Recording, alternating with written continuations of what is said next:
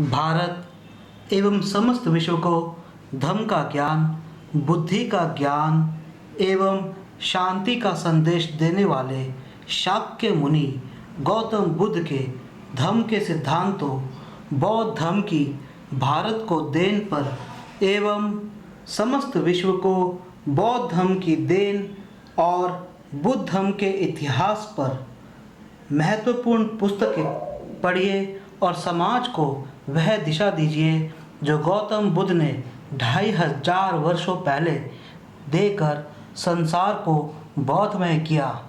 पुस्तकें खरीदने के लिए संपर्क करें निखिल सबलानिया, नई दिल्ली। मोबाइल नंबर हैं 852-7533-051 अथवा 901-330-636236। एक बार दोबारा सुनिए 852-7533-051 अथवा 9133-06236। ईमेल पर है sablanIan@gmail.com। अधिक जानकारी के लिए हमारा फेसबुक पेज लाइक करें, डॉक्टर B.R. अम्बेडकर बुक्स।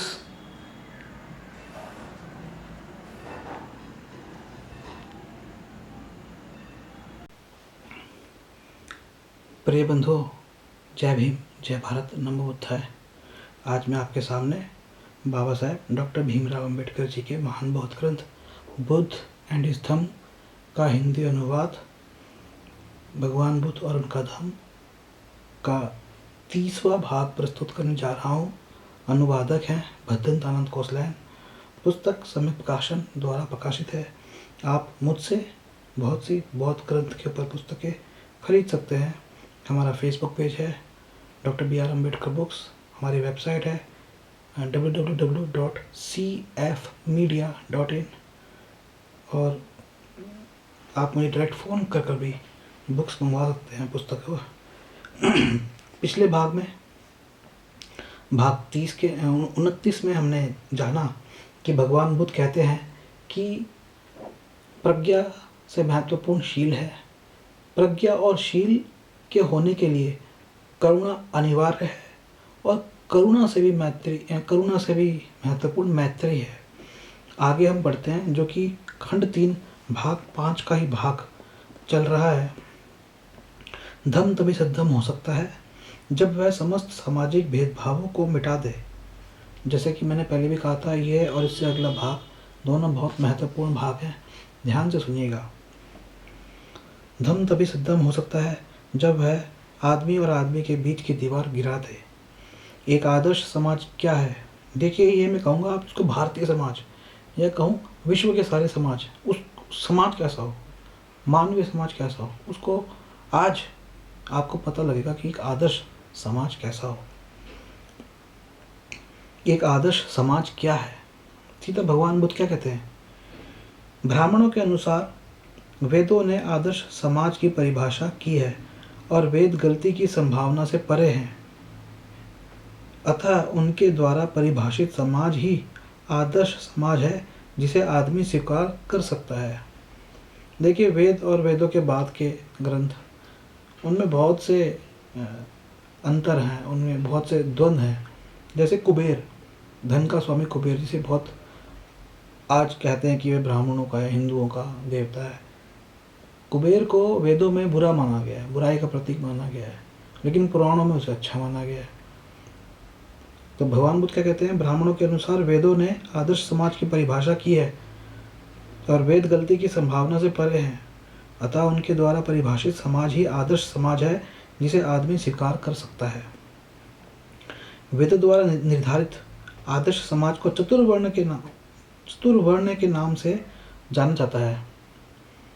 वेदों के अनुसार इस प्रकार के समाज द्वारा 3 बातों की पूर्ति की जानी चाहिए। क्या है चतुर्वर्ण?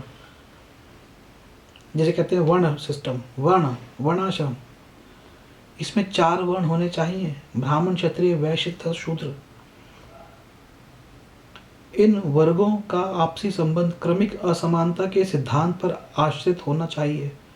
दूसरे शब्दों में ये सभी वर्ग एक दूसरे के समान नहीं होने चाहिए, बल्कि प्रतिष्ठा, अधिकार और सुविधाओं की दृष्टि से उन्हें एक दूसरे के ऊपर नीचे होना चाहिए।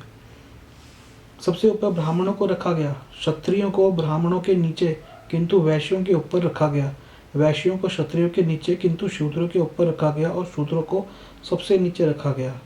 मैं आपको बता दूं कि भारत में शूद्र किसे बोलते हैं।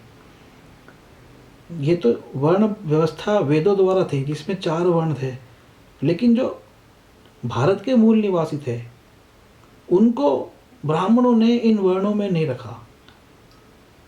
असल में जब विदेशी यहाँ पर आए, आर्य यहाँ पर आए, जो यूरेशिया मतलब सेंट्रल एशिया से जब आए, उन्होंने जब यहाँ पे आकर यहाँ के लोगों को पिक किया, तो रंग के आधार पर उन्होंने कुछ प्रजातियाँ जो उनकी नस्लें हुई उनको तो अपने वर्ण सिस्टम का, वर्ण आश्रम का भाग बनाया, और जो उनमें या तो नहीं आए, बागी हो गए, उनको अछूत और उनको आदिवासी वह कहलाए।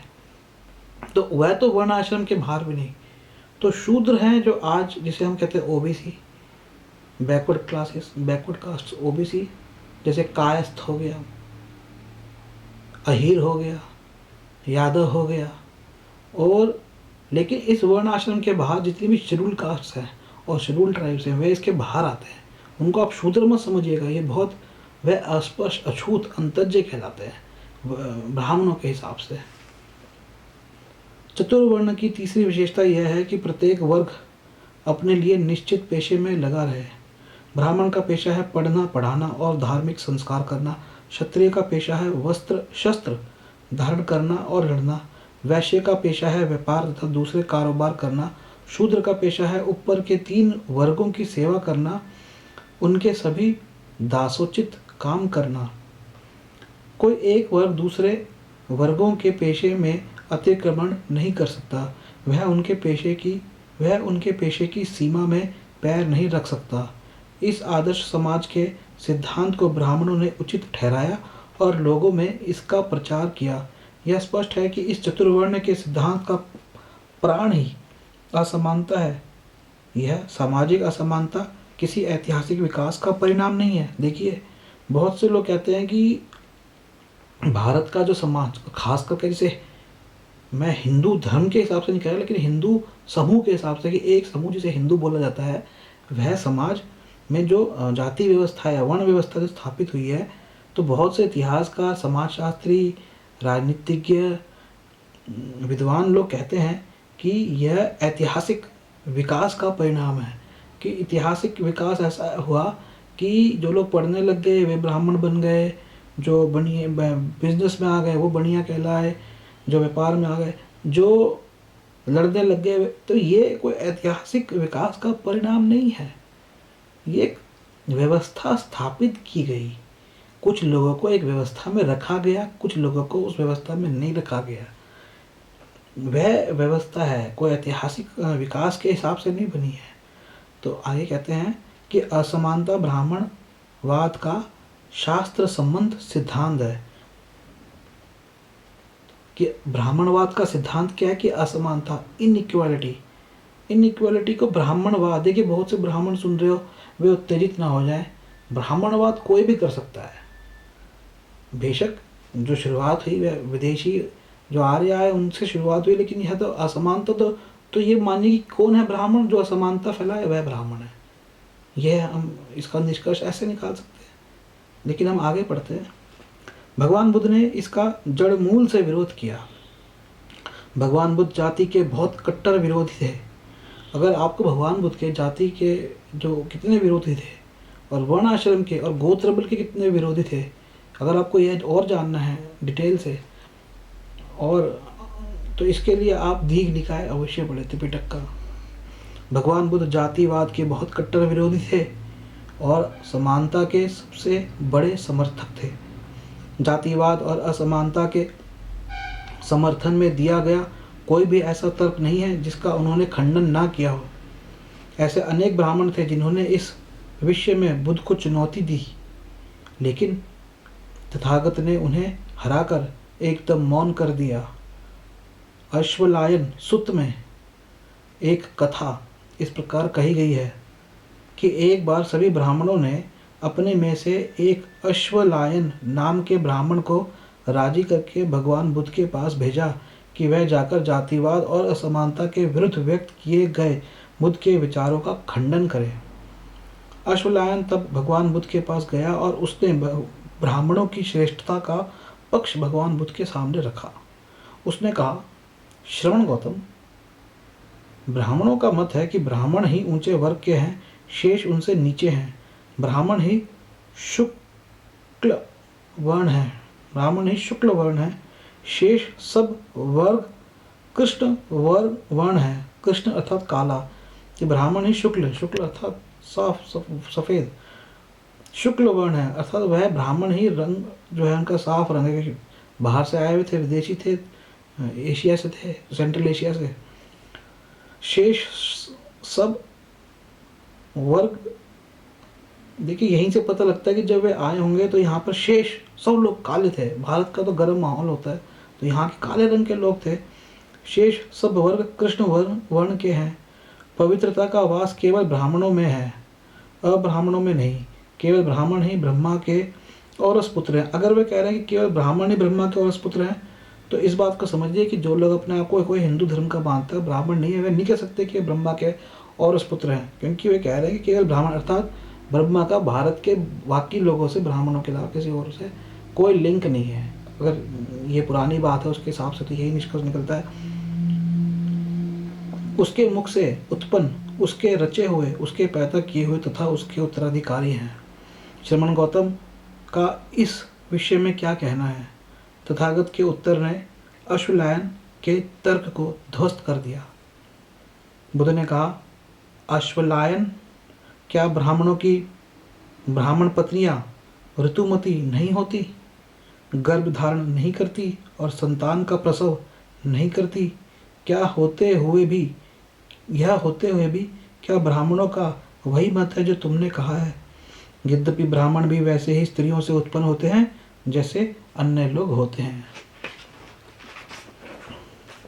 अश्वलायन कोई उत्तर न दे पाया। तब भगवान बुद्ध ने आगे अश्वलायन से एक और प्रश्न किया।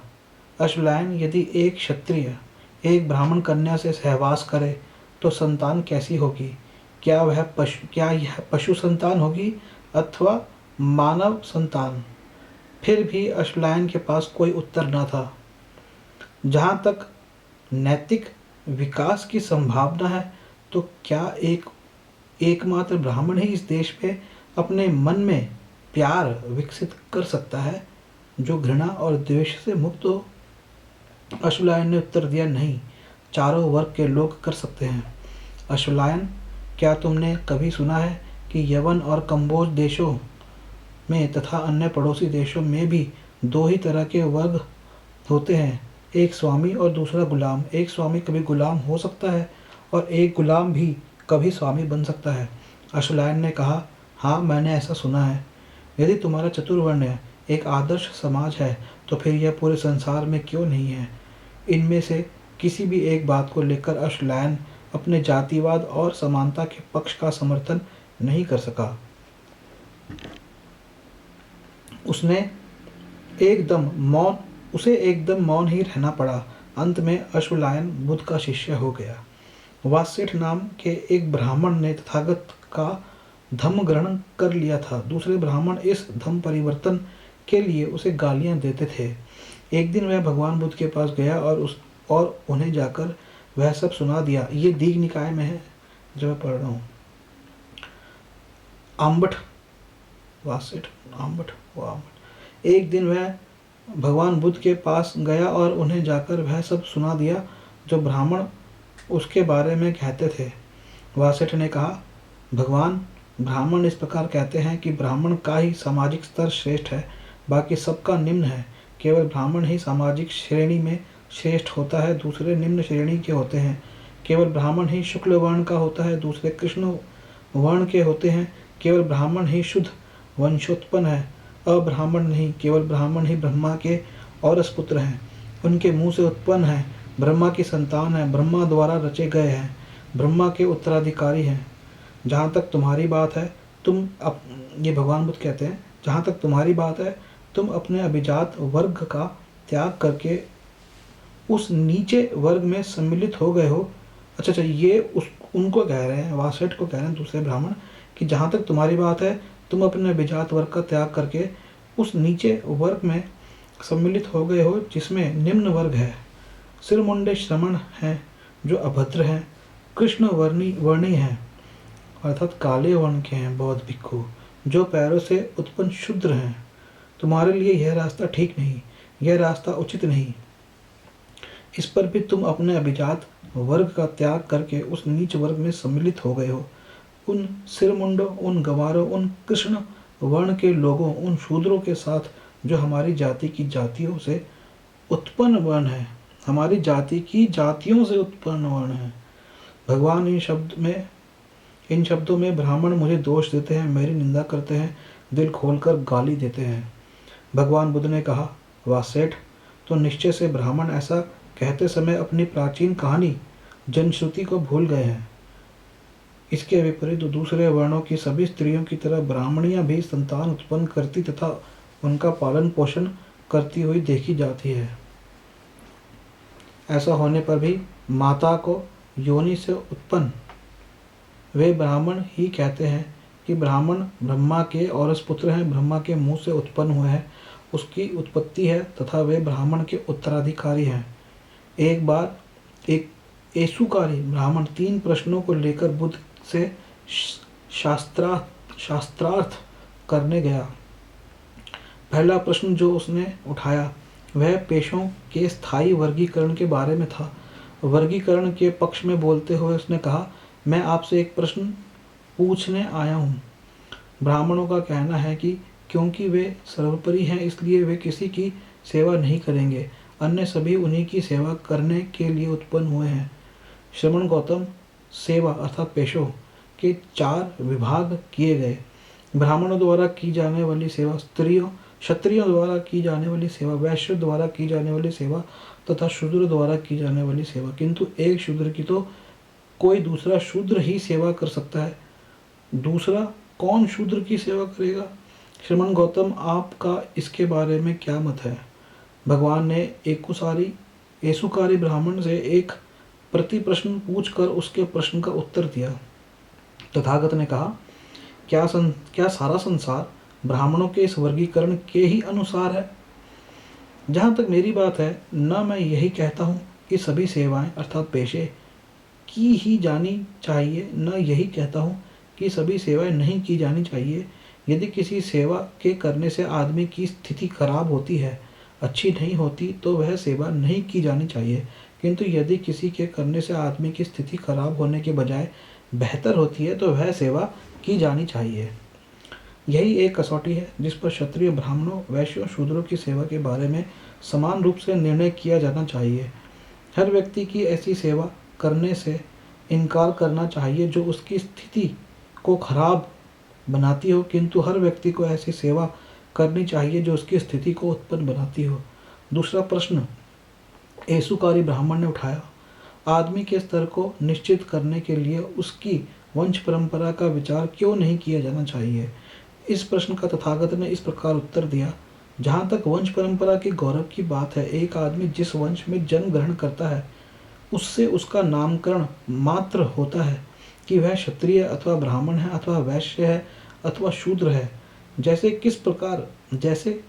जिस प्रकार के ईंधन से आग उत्पन्न होती है उसी से उसका नामकरण हो जाता है।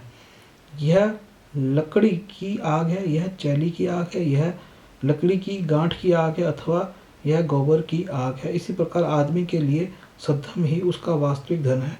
जन्म तो केवल आदमी की 4 वर्णों में से किसी न किसी जाति को निर्धारित करता है। न वंश परंपरा से, न अच्छी शक्ल होने से अथवा धनी होने से ही कोई आदमी अच्छा या बुरा होता है। अच्छे वंश में उत्पन्न हुआ कोई आदमी भी हत्यारा पाया जाता है, चोर होता है, व्यभिचारी होता है, झूठा होता है, चुगलखोर होता है, कठोर बोलने वाला होता है, बेकार बोलने वाला होता है, लोभी होता है, द्वेषी होता है और मिथ्या दृष्टि वाला होता है। इसलिए मैं कहता हूँ कि अच्छे वंश में उत्पन्न होने से ही कोई आदमी अच्छा नहीं होता। अच्छे वंश में उत्पन्न आदमी इन बुराइयों से मुक्त भी हो सकता है। इसलिए मैं यह कहता हूँ कि वंश परंपरा आदमी को बुरा नहीं बनाती है। येसुकारी ब्राह्मण ने जो तीसरा प्रश्न उठाया वह वर्ग के पेशे अथवा जीविका के साधन के संबंध में था।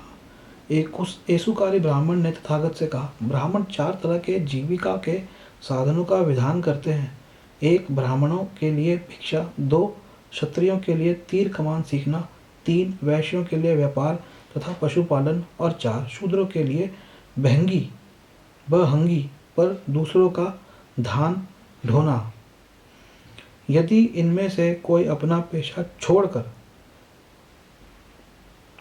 किसी दूसरे का पेशा करता है तो यह उसके लिए अच्छा नहीं है। ठीक वैसे ही जैसे कोई अभिरक्षक ही किसी दूसरे की संपत्ति पर अधिकार कर ले। श्रमण गौतम का इस बारे में क्या मत है? देखिए, ब्राह्मणों का क्या मत था कि वह उनकी संपत्ति है, विद्या अर्जन करना एडमिनिस्ट्रेटिव चलन की संपत्ति है। ऐसी क्षत्रियों का मत था जब तक कि भारत के अंदर बाबा साहब डॉक्टर भीमराव अम्बेडकर जी द्वारा या फिर मौर्य काल के अंदर सम्राट अशोक द्वारा समानता नहीं लाई गई। और इस पूरे काल के बीच में और उससे पहले यह असमानता का जो क्रम था वह समाज में चल रहा था, इसमें ब्राह्मण समझते थे कि उनके कुछ अधिकार हैं, उनकी संपत्ति है, एजुकेशन पाना, शिक्षा पाना, प्रशासन चलाना उनका संपत्ति मानी जाती थी। भगवान बुद्ध ने प्रश्न किया, क्या सारा संसार इस ब्राह्मणी वर्गीकरण के अनुरूप है? येसुकारी ब्राह्मण ने उत्तर दिया, नहीं। वासेठ ने तथागत से कहा, जो महत्वपूर्ण होना चाहिए वह उच्च आदर्श है, ऊंची जाति नहीं, असमानता नहीं, ऊंच नहीं, नीच नहीं, सभी बराबर है। यही तथागत की देशना थी। दूसरे के साथ अपने आप को एक कर दो। यही सोचो, जैसे वे हैं वैसा मैं हूँ, जैसा मैं हूँ वैसे वे हैं, भगवान बुद्ध ने कहा। आगे पढ़ते हैं। 2 धम्म तभी सद्धम है जब वह यह शिक्षा दे कि किसी आदमी का जन्म से नहीं बल्कि उसके गुणों से ही मूल्यांकन किया जाना चाहिए। क्या कहते हैं? धम्म तभी सद्धम है जब वह शिक्षा दे कि आदमी का जन्म से नहीं, कि किसी जाति में, किसी धर्म में पैदा हुआ है, किसी देश में पैदा हुआ है, इससे नहीं, या अमीर या गरीब घर में पैदा हुआ, इससे नहीं, बल्कि उसके गुणों से मूल्यांकन किया जाना चाहिए। ब्राह्मण जिस चतुर्वर्ण का उपदेश देते थे उसका आधार जन्म था। एक आदमी ब्राह्मण है क्योंकि उसका जन्म ब्राह्मण माता पिता से हुआ। जो क्षत्रिय माता पिता से पैदा हुआ है वह क्षत्रिय है, जो वैश्य माता पिता से पैदा हुआ है वह वैश्य है, और जो शूद्र माता पिता से पैदा हुआ है वह शूद्र है। ब्राह्मणों के अनुसार आदमी की हैसियत उसके अपने जन्म पर आधारित है और अन्य किसी चीज पर नहीं। जन्माश्रित ऊंच नीच का यह सिद्धांत तथागत को उतना ही अरुचिकर था जितना चतुर्वर्ण का सिद्धांत। भगवान बुद्ध का सिद्धांत ब्राह्मणों के सिद्धांत के सर्वथा विपरीत था।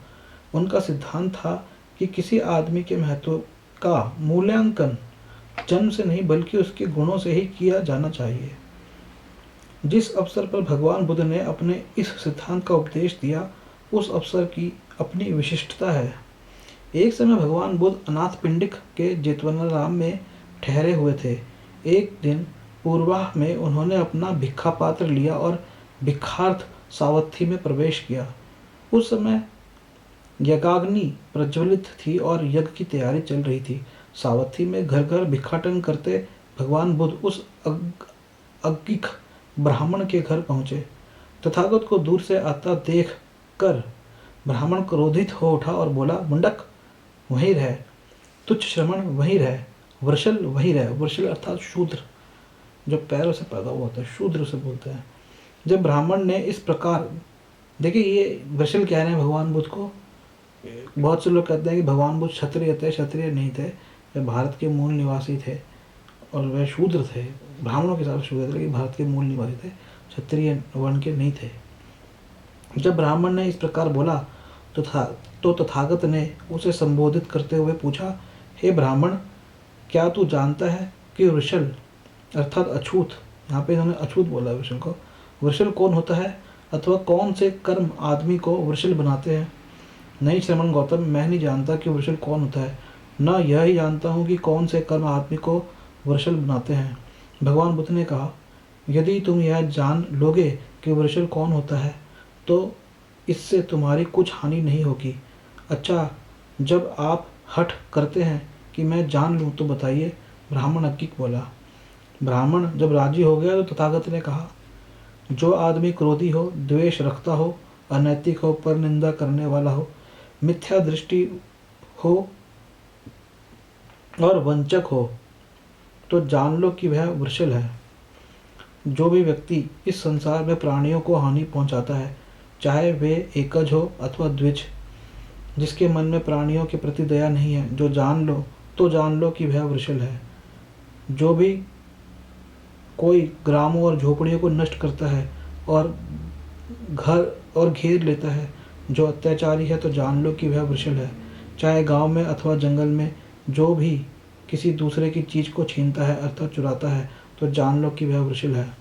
जो कोई भी किसी का ऋण लेकर बिना लौटाए भाग जाता है, जब जोर देकर मांगने पर कहता है मुझे तुम्हारा कोई ऋण नहीं देना है, तो जान लो कि वह वृषल है।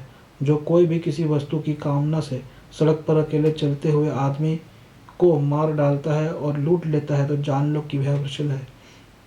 जो कोई भी अपने हित में अथवा किसी दूसरे के हित में अथवा धन के लिए गवाही देने के लिए कहने पर झूठी गवाही देता है, तो जान लो कि वह वृषल है। जो भी कोई जबरदस्ती या सहमति से अपने मित्रों या संबंधियों की पत्नियों के साथ अनाचार करता है, तो जान लो कि वह वृषल है। जो कोई भी धनवान होने पर भी यौवनावस्था को पीछे छोड़ चुके वृद्ध माता पिता का पालन पोषण नहीं करता, तो जान लो कि वह वृषल है। जो कोई भी कुशल धम पूछे जाने पर अकुशल धम की शिक्षा देता है और रहस्य बनाकर शिक्षा देता है, तो जान लो कि वह वृषल है। जन्म से कोई वृषल अर्थात अछूत या कहीं शूद्र नहीं होता है, और जन्म से कोई वृषल नहीं होता और जन्म से कोई शूद्र नहीं होता। वृषल तो अछूत कहेंगे अभी। जन्म से कोई अछूत और शूद्र नहीं होता है। यह सुनकर अज्ञ ब्राह्मण तथागत को बुरा भला कहने पर बहुत लज्जित हुआ। धम तभी सद्धम है जब वह आदमी और आदमी के बीच समानता को बढ़ावा देता है। आदमी असमान ही जन्म लेते हैं, कुछ हष्टपुष्ट होते हैं, कुछ कमज़ोर होते हैं, कुछ अधिक बुद्धिमान होते हैं, कुछ कम बुद्धिमान अथवा कुछ बिल्कुल बुद्धिमान नहीं होते, कुछ अधिक सामर्थ्यवान होते हैं, कुछ कम सामर्थ्यवान होते हैं, कुछ धनी होते हैं, कुछ गरीब होते हैं। सभी को अस्तित्व के लिए संघर्ष करना पड़ता है। इस अस्तित्व के संघर्ष में देखिए सर्वाइवल की बात करते हैं, सर्वाइवल फॉर एग्जिस्टेंस, तब भगवान बुद्ध कर रहे थे बात, जो बाद में चार्ल्स डार्विन ने कही।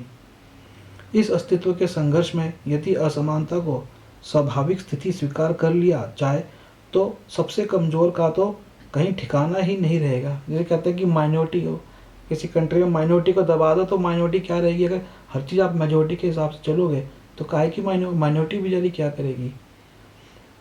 क्या यह असमानता का नियम जीवन का नियम बन जाना चाहिए। मान लीजिए एक दिन लोग सोच ले कि केवल जिनको चश्मे नहीं लगे हुए वही लोग जो है कक्षा के अंदर जाके पढ़ाने योग्य हो। जो हमारे एक अध्यापक हैं अरुण शौरी अध्यापक हैं हमारे एक मिस्टर शौरी, उन्होंने बताया क्या यह असमानता का नियम जीवन का नियम बन जाना चाहिए। कुछ लोग इस आधार पर हाँ में उत्तर देते हैं कि जो जीवन संघर्ष में टिकने के लिए अधिक योग्य हो वही टिका रहेगा। प्रश्न यह है कि जो आदमी जीवन संघर्ष में टिके रहने के लिए योग्यतम है, क्या वही आदमी श्रेष्ठतम है। बहुत महत्वपूर्ण है कि जो योग्यतम है टिके रहने के लिए, क्या श्रेष्ठतम वही है, समाज के लिए वही श्रेष्ठ है जो टिक रहा है। कोई भी इसका स्पष्ट उत्तर नहीं दे सकता। इसी संदेह के कारण धम्म समानता का उपदेश देता है, क्योंकि समानता श्रेष्ठतम व्यक्ति के जीवित रहने में सहायक हो सकती है, चाहे वह व्यक्ति योग्यतम न हो। समाज को श्रेष्ठतम आदमी चाहिए, योग्यतम नहीं। नोट कर लीजिए इसे। जैसे पहले मैंने कई जगह को कहता हूँ कि एक पंक्ति, इसको भी नोट कर लीजिए। भगवान बुद्ध के सीधा मुख से आ रहा है, समाज को श्रेष्ठतम व्यक्ति चाहिए, योग्यतम नहीं।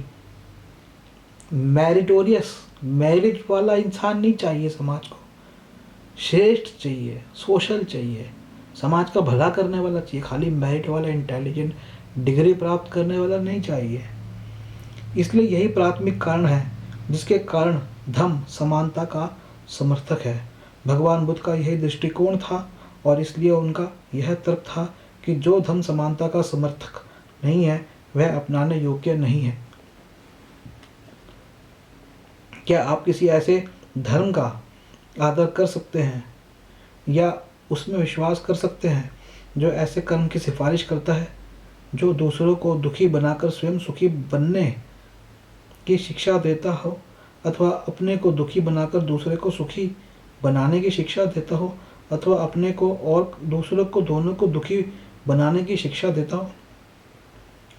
क्या वह धर्म अधिक श्रेष्ठतर नहीं है जो अपने सुख के साथ साथ दूसरों के सुख में वृद्धि करता है और किसी प्रकार के अत्याचार को सहन नहीं करता? ये कुछ प्रश्न सर्वाधिक महत्वपूर्ण थे जिन्हें भगवान बुद्ध ने उन ब्राह्मणों से पूछा जो समानता के विरोधी थे। भगवान बुद्ध का धर्म एक न्याय संगत धर्म है जो आदमी अपनी पुण्यप्रद मनोवृत्ति में से उत्पन्न होता है। यह हमारा भाग 3 समाप्त हुआ, चौथा खंड 3 समाप्त हुआ। चौथा खंड शुरू होगा धर्म और धर्म में अंतर। इसे हम 31वें भाग में शुरू करते हैं। इसके साथ यह भाग यहीं समाप्त करता हूँ। भाग 30 बार से चल रहा था यह। जय भीम, जय भारत, नमो बुद्धाय। भारत के संविधान निर्माता, दलित, आदिवासी एवं पिछड़े समाज के संरक्षणकर्ता, भारत रत्न बोधिसत्व बाबा साहेब डॉक्टर भीमराव अंबेडकर जी द्वारा लिखी गई पुस्तकें, उनके द्वारा लिखे गए भाषण एवं लेख खरीदने के लिए संपर्क करें निखिल सबलानिया, नई दिल्ली। फ़ोन 852-7533-051 एवं 9013306236। इसके लिए आप ईमेल भी कर सकते हैं। ईमेल है sablanian@gmail.com। पुस्तकें आप दिल्ली में आकर या कहीं भी डाक द्वारा प्राप्त कर सकते हैं। अधिक जानकारी के लिए हमारा फेसबुक पेज लाइक करें, doctor BR Ambedkar books. Bharat के संविधान निर्माता, दलित, महिला, आदिवासी एवं पिछड़े वर्ग के संरक्षणकर्ता, बोधिसत्व बाबा साहेब डॉक्टर भीमराव अंबेडकर जी की राष्ट्र सेवाओं, राष्ट्र को योगदान, शिक्षा को योगदान व बौद्ध धर्म को योगदान पर और उनके करीबी व अन्य लेखकों की बाबा साहेब पर लिखित पुस्तकें पढ़ें और समाज एवं राष्ट्र को अम्बेडकरमयी बनाएं।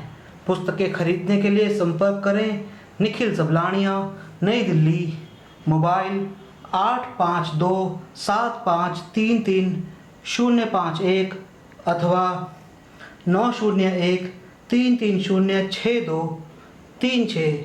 ईमेल है sablanian@gmail.com। अधिक जानकारी के लिए संपर्क करें Facebook page doctor BR Ambedkar books. Welcome to the journey to the Buddhism, to the world of the Buddha in modern life. A life full of desires and wishes.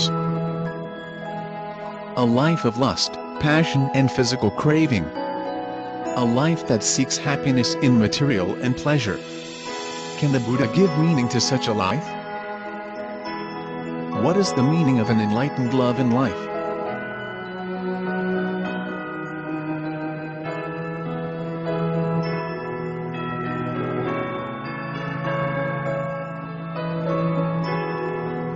Enlightened love.